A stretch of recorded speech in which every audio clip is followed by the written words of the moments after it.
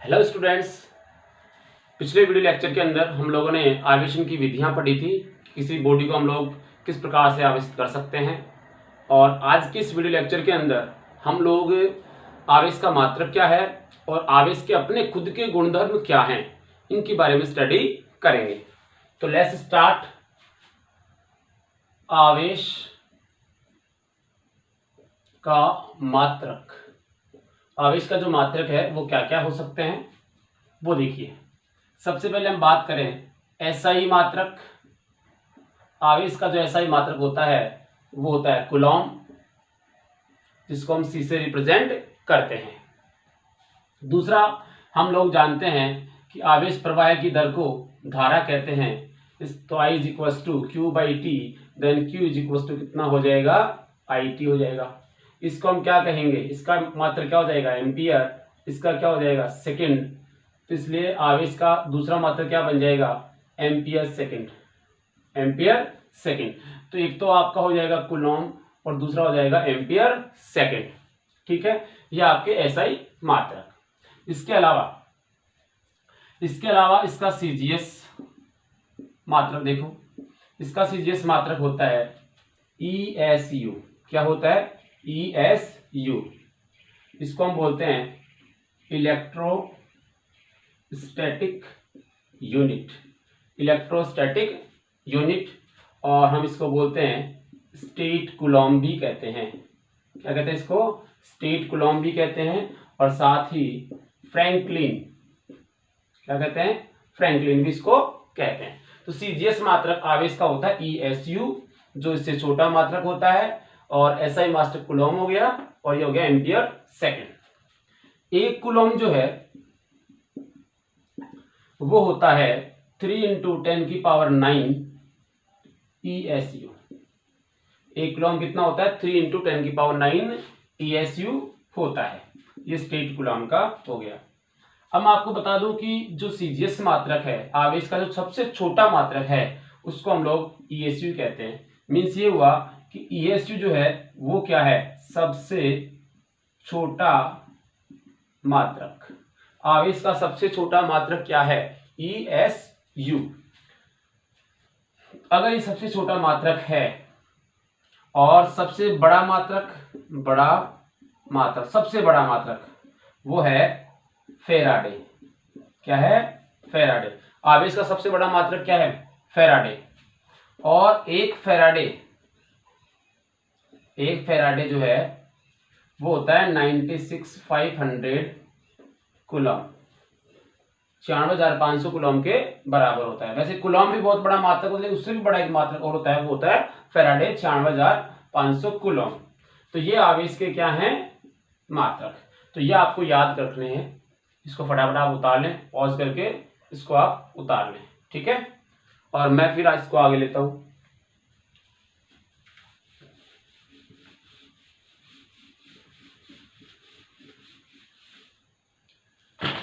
बात करते हैं आवेश के गुणधर्म। आवेश के गुणधर्म। आवेश का जो गुणधर्म है ये इंपॉर्टेंट टॉपिक है। ऐसे मान के चलो यहीं से आपका चैप्टर स्टार्ट होता है।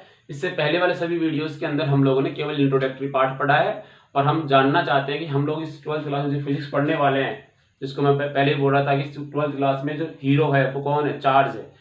चार्ज के बारे में हम लोगों को पता चल चुका है। अब हमारे जो है न्यूमेरिकल मान लो या जितने भी नए टॉपिक्स होंगे वो सब चार्ज पर डिपेंडेंट होंगे। तो यहां से हमारा स्टार्ट होता है। तो बात करते हैं आवेश के गुणधर्म की। आवेश का गुणधर्म जो है, सबसे पहला जो गुणधर्म है वो है कि आवेशों का योग कैसे करते हैं। आवेशों का योग कैसे करते हैं, तो उसके लिए हम लिखते हैं आवेशों की योज्यता। आवेशों की योज्यता, इसका मतलब है कि आवेश का योग कैसे करते हैं। तो सिंपल सी बात देखिए, आवेश जो है वो एक अदिश राशि है। कैसी है, अदिश राशि है।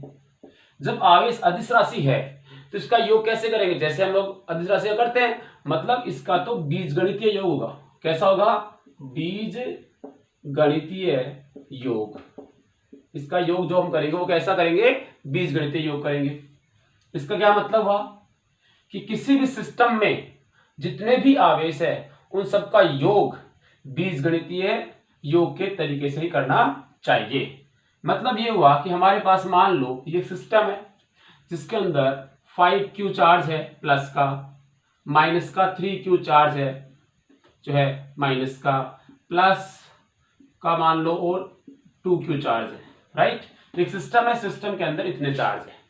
तो इस सिस्टम का जो है नेट चार्ज, इस सिस्टम का नेट चार्ज कितना होगा, तो सबका जोड़ना है। जोड़ना कैसे है, प्लस वालों को प्लस के साथ में, माइनस वालों को माइनस के साथ। तो यह आ जाएगा 5 माइनस 3 प्लस 2Q। तो 5 और 2 7 माइनस 3 4Q। तो 4Q सिस्टम का क्या हो गया, नेट चार्ज हो गया। 4Q क्या हो गया, सिस्टम का नेट चार्ज होता है। इसी को हम बोलते हैं आवेशों की योज्यता। इसका मतलब ये हुआ कि अगर आपके पास ये जो बॉडी है वो अनावेशित है, कैसी है, अनावेशित, मतलब न्यूट्रल है, मतलब Q नेट कितना है इस बॉडी पे, 0। इसका मतलब ये होता है कि इसमें जो number of electron is equal to number of proton equal है। इक्वल होगा तो नेट चार्ज कितना आ जाएगा, 0 आ जाएगा। तो यह होता है आवेशों की योज्यता। सेकंड प्रॉपर्टी देखिए इसकी। सेकंड प्रॉपर्टी क्या है, इसको आप लिख लें। मैं सेकंड प्रॉपर्टी लिखवा देता हूं आपको। सेकंड प्रॉपर्टी है आवेशों की निश्चरता, इनवेरियंस ऑफ इलेक्ट्रिक चार्ज। आवेशों की निश्चरता का मतलब होता है कि किसी भी वस्तु पे जो चार्ज होता है, किसी वस्तु पे जो बॉडी पे जो चार्ज होता है वह निर्देश तंत्र पे डिपेंड नहीं करता है। क्या मतलब हुआ कि हमारे पास ये कोई बॉडी है, इस बॉडी पे कोई चार्ज है प्लस Q, और ये बॉडी मूव करती है। मूव किस में करती है, तो आंसर है किसी फ्रेम में। अगर ये बॉडी मूव करती है फ्रेम के अंदर और यहां पहुंचती है, उस वाले केस में इस बॉडी पे चार्ज पहले कितना था, Q था, अब भी कितना रहेगा, Q रहेगा। मतलब बॉडी जो है उसके मूवमेंट से इसके चार्ज पे कोई इफेक्ट नहीं पड़ता है। मीन्स ये हुआ कि फ्रेम पे डिपेंड नहीं करता, इसका मतलब वेलोसिटी पे भी डिपेंड नहीं करता। तो जो रेस्ट में रहेगा चार्ज और जो चार्ज किस में रहेगा, मोशन में रहेगा, उन दोनों कंडीशन में चार्ज का मैग्नीट्यूड क्या रहेगा, सेम रहेगा, उसमें कोई चेंज नहीं आएगा। कि वेलोसिटी इंक्रीज होने से ऐसा कोई इसमें चेंज आता है कि, तो आंसर है नहीं आता है। ठीक है, तो चार्ज जो है इस वाले केस में कांस्टेंट रहेगा, उसकी वैल्यू में कोई चेंज नहीं आएगा। बट अगर वेलोसिटी को हम बहुत ज्यादा इंक्रीज कर दें, किसकी वेलोसिटी को इंक्रीज कर दें, इस बॉडी की वेलोसिटी को इंक्रीज कर दें, इसकी स्पीड को इंक्रीज कर दें, तो हमेशा ध्यान रखिए स्पीड को इंक्रीज करने पे जनरली हम चेंज करते हैं तो मास में कोई इफेक्ट नहीं आता है, बॉडी के मास में कोई इफेक्ट नहीं आता है। बट आइंस्टीन का एक रिलेटिविटी थ्योरी है, थ्योरी ऑफ रिलेटिविटी, आपेक्षिकता का सिद्धांत है। उसके हिसाब से जब हम किसी वस्तु को बहुत ज्यादा स्पीड देते हैं, जैसे प्रकाश के वेग के बराबर लगभग स्पीड देते हैं, उस वाले केस के अंदर उसके मास में चेंज आता है। तो वो कैसे होता है उसको देखो। आइंस्टीन का एक सापेक्षिकता का सिद्धांत है। क्या है, सापेक्षिकता का सिद्धांत, या आपेक्षिकता का बोल दो।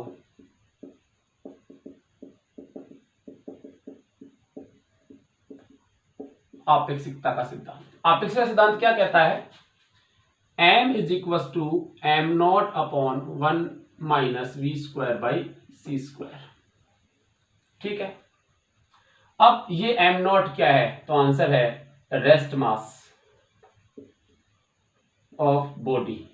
जो भी वस्तु है उसका विराम द्रव्यमान m नॉट माना गया है। c क्या है, प्रकाश का वेग है। v क्या है, स्पीड ऑफ द बॉडी। और m क्या है, मास of the body in motion. जब बॉडी मूव कर रही होगी उस समय जो मास है वो किस पर डिपेंड करता है, देखिए इस v पे।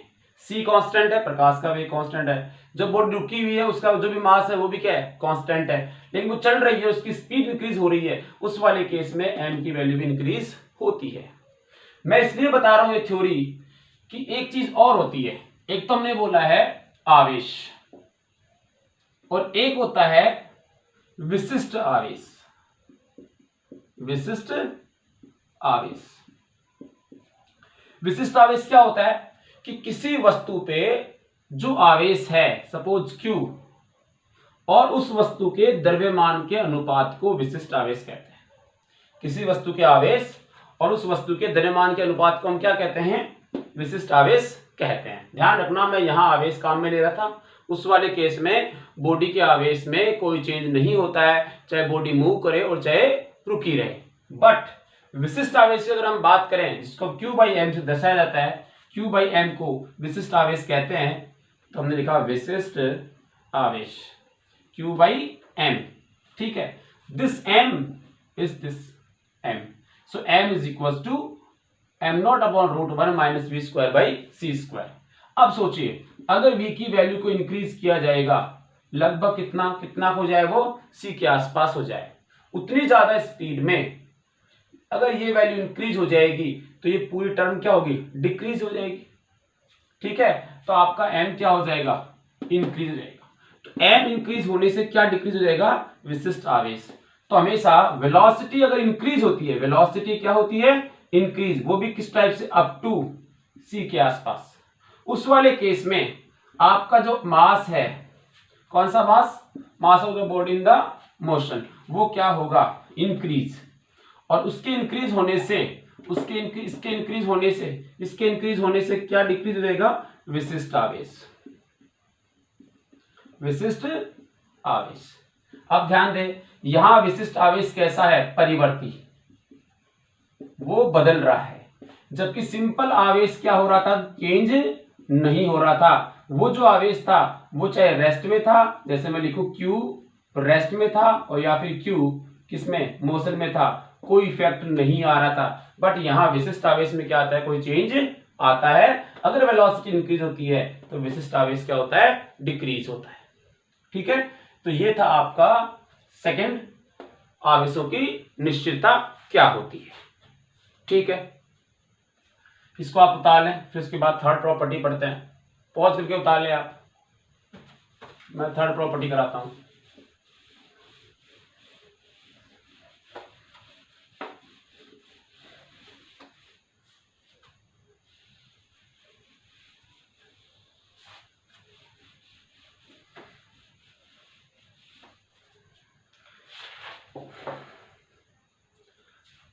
थर्ड प्रॉपर्टी है इसकी, आवेशों का संरक्षण या आवेश संरक्षण, आवेशों का संरक्षण या आवेश संरक्षण।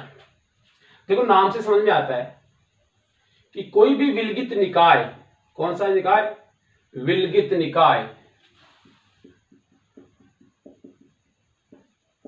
विलगित निकाय का आवेश क्या रहता है, संरक्षित रहता है। विलगित निकाय का आवेश हमेशा क्या रहता है, सुरक्षित रहता है।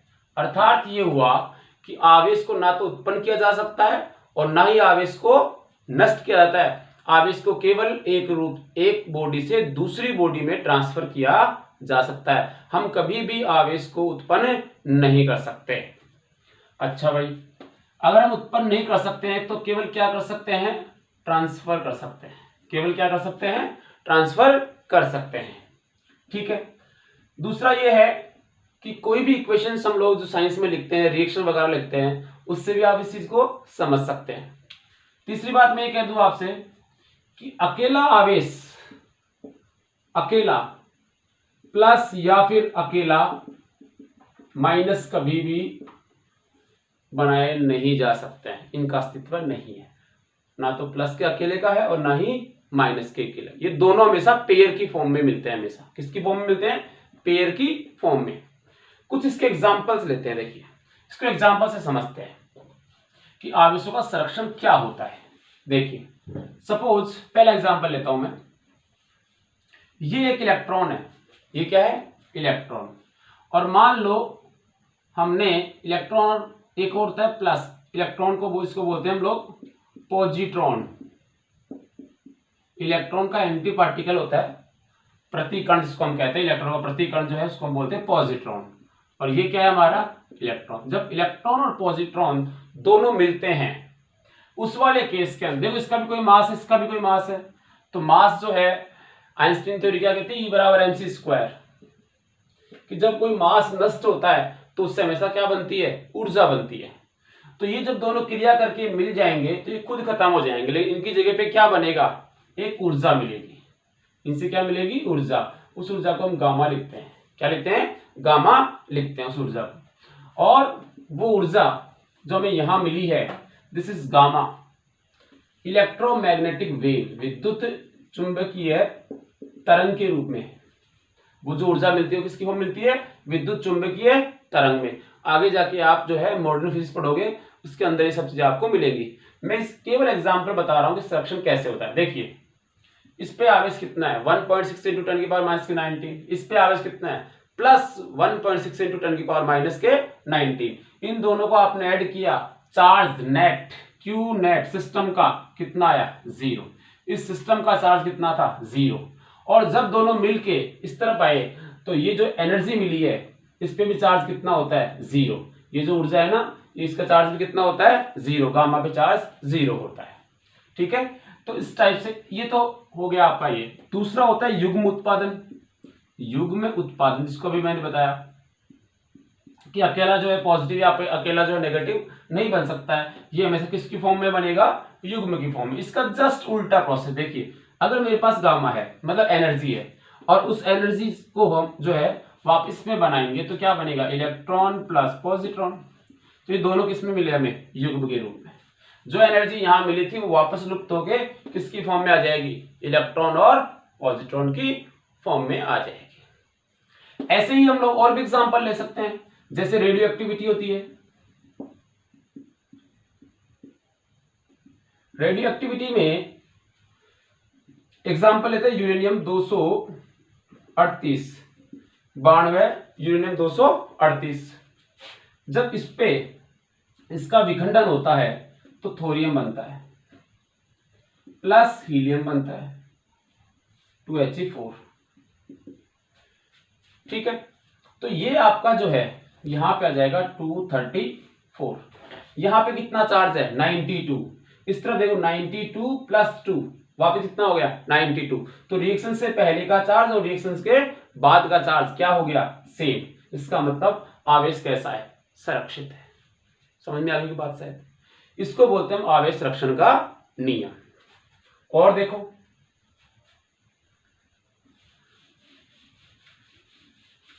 ये आपका आवेश संरक्षण का नियम हो जाएगा। ये इसकी कौन सी प्रॉपर्टी है, थर्ड प्रॉपर्टी। फोर्थ प्रॉपर्टी की हम बात करें तो फोर्थ प्रॉपर्टी की बात करने से पहले इसी को और करके देख लेते हैं। एक एग्जांपल और लेते हैं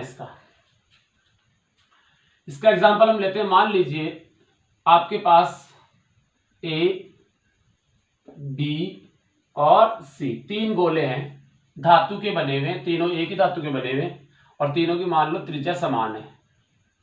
त्रिज्या तीनों की क्या है भाई, समान है। इस पे है प्लस का 3 मिली कूलम, इस पे है प्लस का 3 मिली कूलम, और इस पे माइनस के 6 मिली कूलम, ठीक है। ये आपके पास तीन धात्विक गोले हैं। क्वेश्चन ये कहता है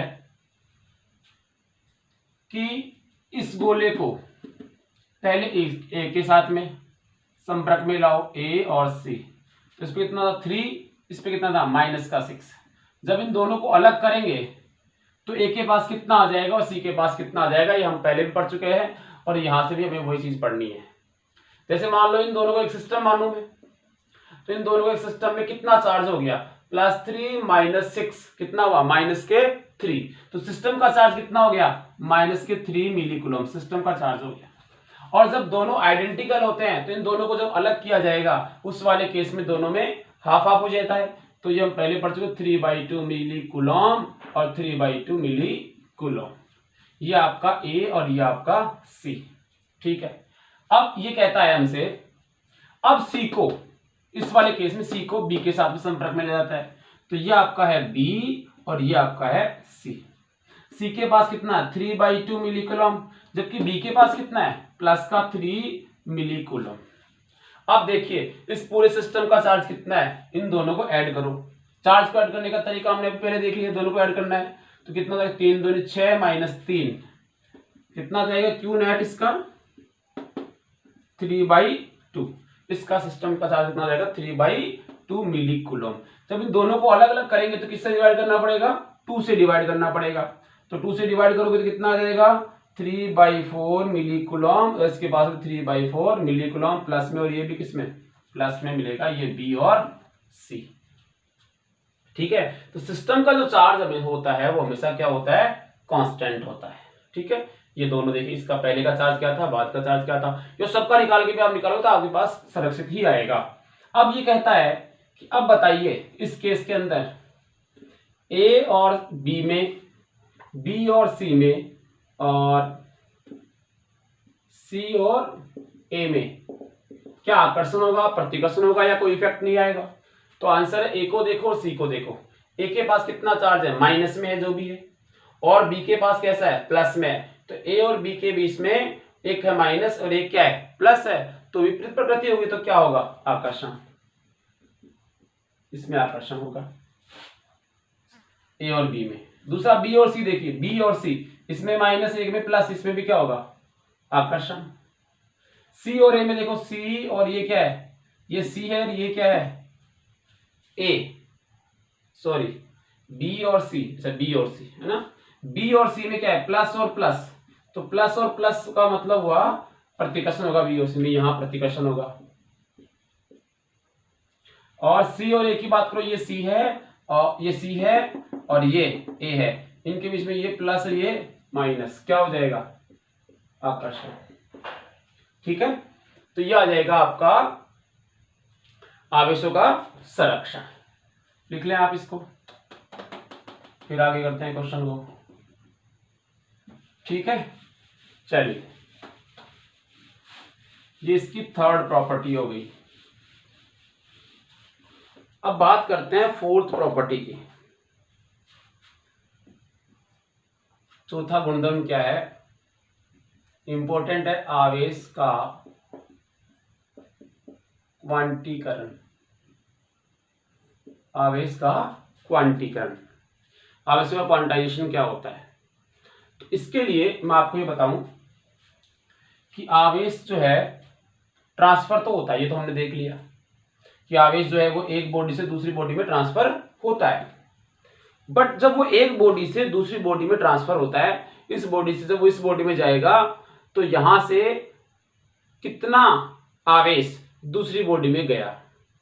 जैसे 5 इलेक्ट्रॉन चले गए तो आवेश कितना गया, 10 इलेक्ट्रॉन चले गए तो आवेश कितना गया, 20 इलेक्ट्रॉन चले गए तो आवेश कितना गया, ये हम देखना चाहते हैं।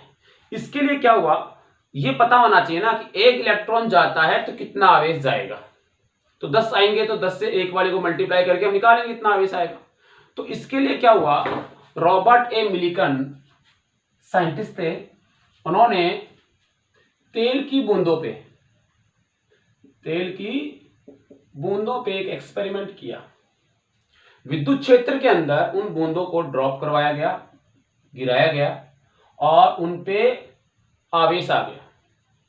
ये जो ऑयल की ड्रॉप्स हैं इन पे क्या आ गया आवेश आ गया। वो जो आवेश आया वो आवेश कितना आया, इस ड्रॉप पे आवेश कितना था, इस पे कितना था, इस पे कितना था, इस पे कितना था, ये सब उसने देखा।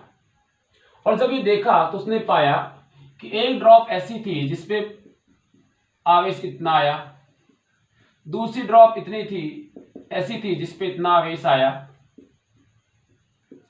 एक ड्रॉप ऐसी थी जिसपे इतना आवेश आया, एक ड्रॉप ऐसी थी जिसपे इतना आवेश आया। इस प्रकार से कोई ड्रॉप जो थी उस पे इतना आवेश मिला, किसी ड्रॉप पे इतना मिला, किसी ड्रॉप पे इतना मिला, किसी ड्रॉप पे इतना मिला। कहीं भी ये नहीं मिला कि 4 × 10⁻⁻19 या मैं बोलूं 3 × 10⁻⁻16 ऐसा कुछ या 19, ऐसा कुछ भी उनको नहीं मिला। तो उन्होंने ये देखा कि जो आवेश ट्रांसफर हुआ, बना तो है नहीं ना, इसके पास जो आवेश आया वो कहां से आया, कोई ना कहीं ट्रांसफर हो गया है। अगर वो ट्रांसफर होके आया तो कितना अमाउंट उसका आया, सबसे छोटा जो कण था उसका वो कितना था, तो उन्होंने देखा 1.6 इंटू 10 की पावर माइनस के 19 कूलम आवेश सबसे छोटा है, सबसे छोटी इकाई। इसको हम लोग बोलते हैं क्वांटा। क्या बोलते हैं इसको, क्वांटा। ठीक है, इतना आवेश कम से कम आता ही है, इससे कम आवेश कभी भी ट्रांसफर नहीं होता, इससे कम आवेश कभी भी ट्रांसफर नहीं होता।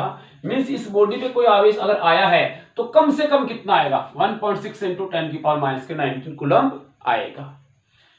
अब इससे कम कभी भी नहीं आ सकता, इससे कम कभी भी नहीं आ सकता है। ठीक है, और अब ये आवेश आया, अब मान लो दूसरा एक और आ गया इसके ऊपर, जब इसमें दूसरा आया तब भी वो या तो 1.6 आया या फिर कितना आया 3.2 इंटू 10 की पावर माइनस के 19, या फिर कितना आया 4.8 इंटू 10 की पावर माइनस के 19, या फिर इसमें हमें एक चीज दिखाई देती है कि अगर मैं इसको सबसे छोटा बोलता हूं, इसको मैं ई बोलूं, आवेश का मान, क्वांटा का मान इतना होता है, और दूसरे में आपको 3.2 दिख रहा है, तो ये तो 10 इसका डबल है, ये ट्रिपल है, ये फोर्थ है।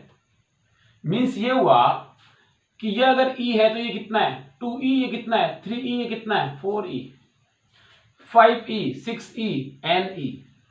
यस या नो। इस प्रकार से हम कह सकते हैं कि अगर एक आवेश आता है तो उसके साथ में इतना आवेश आएगा, 2 इलेक्ट्रॉन आते हैं तो 2e3 आएगा, 3e4 आएगा तो 4e, n आएंगे तो ne।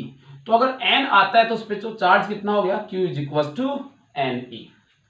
अगर किसी भी बॉडी पे पॉसिबल चार्ज कितना होता है, संभावित मान कितना हो सकता है, तो आंसर है q is equal to ne, but n का मान हमेशा 1, 2, 3 पूर्णांक होगा। n का मान क्या होगा, पूर्णांक की फॉर्म में हमेशा मिलेगा। इलेक्ट्रॉन जो है 1, 2, 3, 4 इसकी फॉर्म में ही आएंगे। मतलब जहां पे n की वैल्यू 1, 2, 3, 4, 5, 6 इस प्रकार मिलती है वो चार्ज पॉसिबल है। इसके अलावा अगर आपको n की वैल्यू 1.6 भी मिल गई, इसका मतलब वो चार्ज पॉसिबल नहीं है, क्योंकि 1.6 को आप फिर से 1.6 इंटू 10 की पावर समथिंग करोगे तो ये तो आपका चेंज हो जाएगा, पॉइंट्स की फॉर्म में वैल्यू आएगी, तो n की वैल्यू तो पूर्णांक आई नहीं ना आपके पास। तो इसी को हम बोलते हैं क्वांटाइजेशन ऑफ चार्ज। ये फॉर्मूला आपको याद रखना है। जैसे अब देखो ये जो q is equal two plus, यानी जो मिला है वो प्लस माइनस हो सकता है कि बॉडी जो है अगर दे रही है तो खुद क्या हो जाएगी प्लस, और ले रही है तो क्या हो जाएगी माइनस, उसके अकॉर्डिंग संभावित चार्ज का मान इतना हो सकता है। इसको बोलते हैं क्वांटाइजेशन ऑफ चार्ज। क्लियर होगी बात। तो किसी वस्तु पे जो न्यूनतम आवेश का जो ट्रांसफर होता है, आवेश का जो न्यूनतम मान है उसी को हम क्वांटा कहते हैं, और इसको हम क्वांटाइजेशन ऑफ चार्ज, क्वांटीकरण या क्वांटाइजेशन ऑफ चार्ज कहते हैं। राइट। अब जैसे मैं कुछ क्वेश्चन लेता हूं, मैंने कहा कि एक वस्तु है और उस वस्तु पे 1.6 इंटू 10 की पावर माइनस के 18, 6.4 इंटू 10 की पावर माइनस 18, 3.2 इंटू 10 की पावर माइनस 20। एक वस्तु पे ये वाला चार्ज है, दूसरी वस्तु पे ये वाला चार्ज है, और तीसरी वस्तु पे ये वाला चार्ज है। इन तीनों में से कौन सा चार्ज पॉसिबल है, क्या ये चार्ज हो सकते हैं।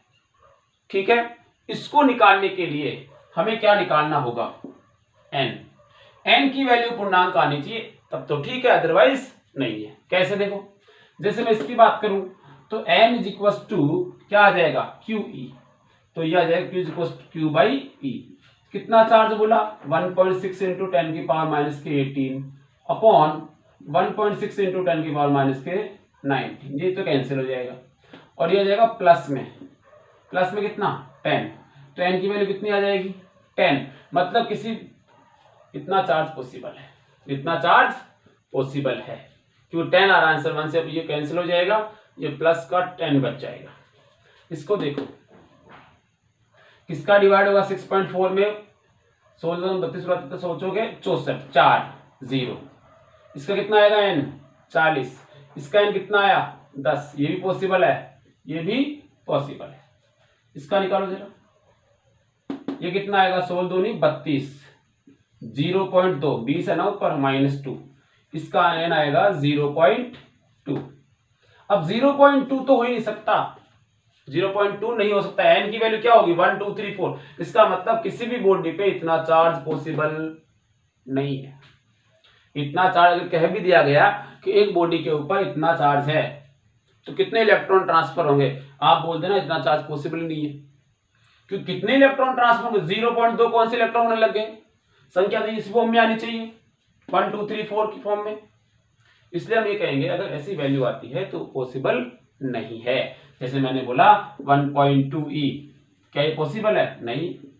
3.2e, क्या ये पॉसिबल है, नहीं है। 6.4 या 6.2, क्या ये पॉसिबल है, नहीं है। ई के साथ में, ये इसके साथ में पॉसिबल नहीं है, ये पूर्णांक आना ही चाहिए। क्लियर हो गई बात। इसको हम बोलते हैं क्वांटाइजेशन ऑफ चार्ज। और देखो इसको आप लिख ले पोज करके फटाफट, आगे करते हैं।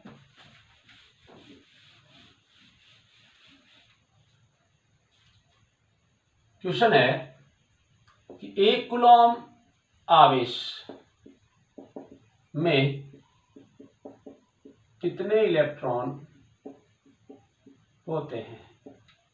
1 कूलॉम आवेश में कितने इलेक्ट्रॉन होते हैं। तो सिंपल क्वेश्चन है, number of electrons equal to Q by E, 1 by E is equals to 1.6 into 10 की power minus 19 Coulomb divide by this, so 6.25 into 10 की पावर 18, 6.25 into 10 की पावर 18 इलेक्ट्रॉन। ठीक है, तो इतने इलेक्ट्रॉन जो हैं उसके पास होंगे।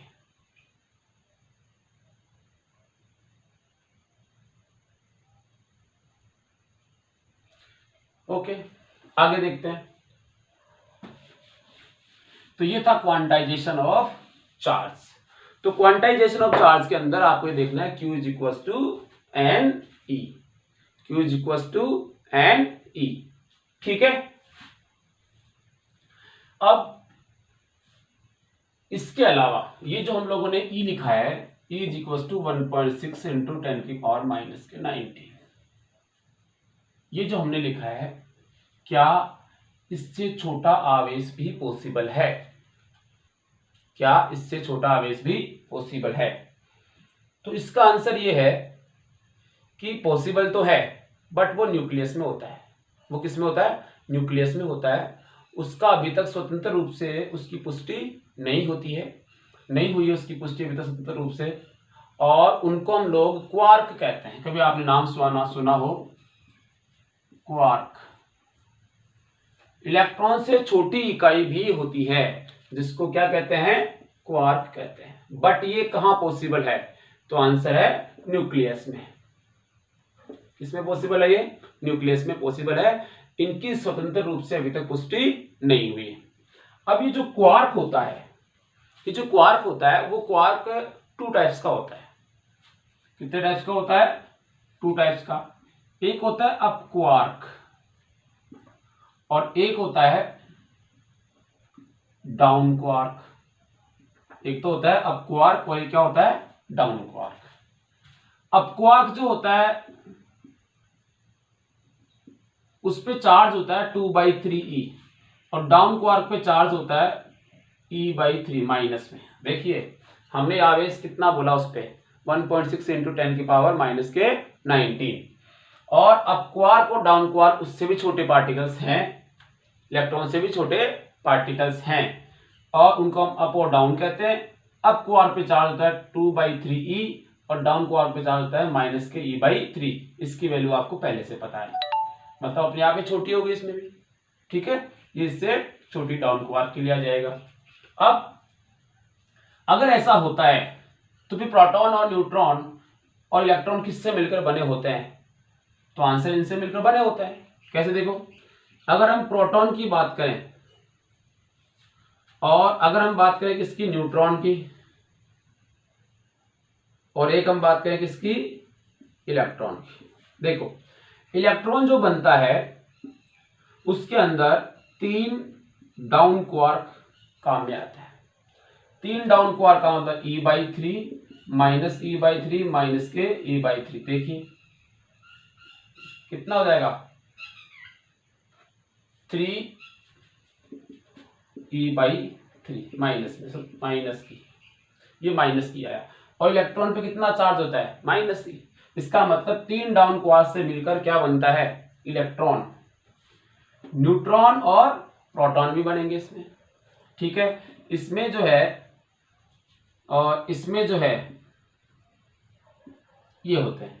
न्यूट्रॉन की अगर हम बात करूं तो इसमें एक तो होता है अप क्वार्क यानी प्लस के 2/3 और दो क्या होते हैं, डाउन क्वार्क मतलब माइनस के e/3 माइनस के e/3। तो माइनस e/3 और माइनस e/3 कितना हो जाएगा, -2e/3 और -2e/3 प्लस 2e/3 कितना हो जाएगा, 0। सो न्यूट्रॉन पे कितना चार्ज आ गया, 0, राइट। ऐसे ही प्रोटॉन जो है उसके लिए होता है 2/3e प्लस 2/3e और माइनस e/3। तो इससे कितना आंसर आ जाएगा, e। तो ये प्रोटॉन पे चार्ज होता है प्लस का, इलेक्ट्रॉन पे होता है माइनस का और न्यूट्रॉन पे कितना होता है, 0। तो प्रोटॉन न्यूट्रॉन जो है वो जो न्यूक्लियस के अंदर है उनके लिए जो है हम इसको सही कह सकते हैं और ये क्वार्क पॉसिबल है। आपको अभी तक जो सबसे छोटी इकाई है वो माननी है 1.6 × 10⁻⁻19 कूलम। अगर इनका अस्तित्व होगा भी तो उस समय फिर क्वांटा क्या मानना पड़ेगा, तो सबसे छोटा मानना पड़ेगा। और सबसे छोटा कौन है, e/3। तो उसमें e ने मान के क्या मानेंगे, e/3 को मानेंगे। जब भी आगे इन्वेंशन होंगे उस समय इसको हम e/3 मानेंगे। क्लियर होगी बात। तो हम इसको कहते हैं जो है क्वांटाइजेशन ऑफ चार्ज के अंदर अप क्वार्क और डाउन क्वार्क। क्लियर। तो ये था आपका आज का लेक्चर। आशा करता हूं कि आपको ये लेक्चर बहुत पसंद आया होगा। अगर आपको ये समझ में आया है तो अपने साथियों से इसको शेयर करें, सब्सक्राइब करें चैनल को और इसी प्रकार से आप जो है नए वीडियोस देखते रहें। Thank you.